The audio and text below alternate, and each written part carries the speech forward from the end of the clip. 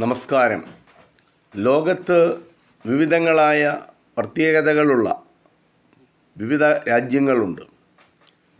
ഇന്ന് വളരെ പ്രത്യേകതയുള്ള ഒരു ചെറിയ രാജ്യത്തെയാണ് പരിചയപ്പെടുത്തുന്നത്.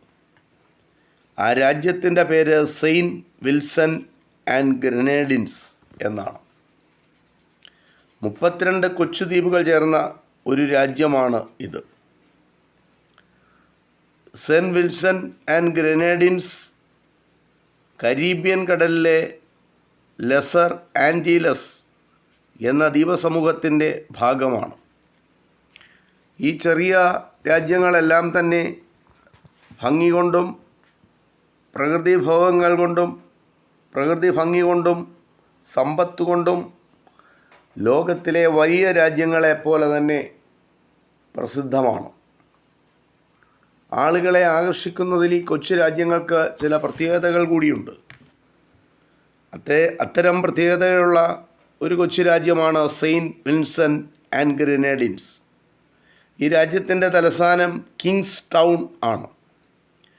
ഇവിടുത്തെ ജനസംഖ്യ 1,03,000 ആണ്. അത് 2015 സെൻസസ് പ്രകാരമാണ്. ഈ രാജ്യത്തിൻ്റെ വിസ്തൃതി 389 ചതുരശ്ര കിലോമീറ്റർ മാത്രമേ ഉള്ളൂ. ഏറെക്കാലം ഫ്രാൻസിൻ്റെയും ബ്രിട്ടൻ്റെയും കോളനിയായിരുന്ന രാജ്യമാണ് സെയിൻറ്റ് വിൽസൺ ആൻഡ് ഗ്രനേഡിൻസ്. തുടർച്ചയായ യുദ്ധങ്ങൾക്ക് ശേഷമാണ് ഫ്രഞ്ചുകാരിൽ നിന്നും ബ്രിട്ടൻ ഈ ദ്വീപ് പിടിച്ചെടുത്തത്.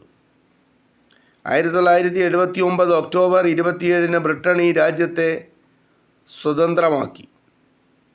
ഇപ്പോൾ ഈ രാജ്യം കോമൺവെൽത്ത് രാജ്യങ്ങൾ, കരീബിയൻ കമ്മ്യൂണിറ്റി എന്നീ സംഘടനകളിൽ അംഗമായിട്ട് ഉള്ളതാണ്.